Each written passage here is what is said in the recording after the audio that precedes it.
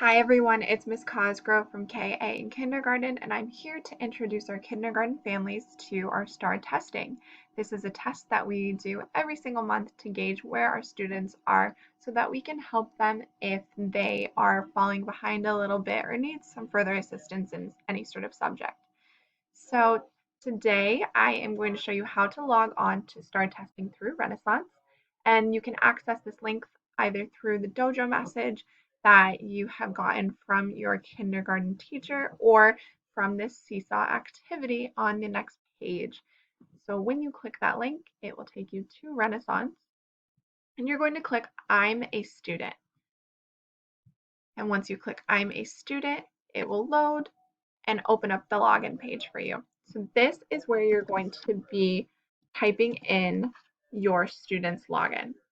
So I'm going to log in as a student right now so that you can just see what it looks like. So once you have everything logged in, you'll click log in and it will load again and take you to the starting page. On the starting page, once it loads, um, there we go. On the starting page, you will see a couple of different tests here. The one that we're taking in kindergarten right on today is called STAR Literacy.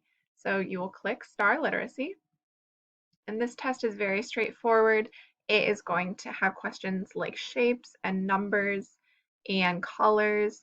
And what you can do for your student is read them the questions. You can read them the questions a couple of times, but do be mindful that the questions are timed. So usually around 60 seconds, I believe, it will go to the next question.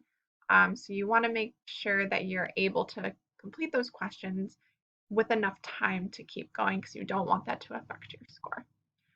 So once you've logged into everything, you'll open up this page and it says monitor password.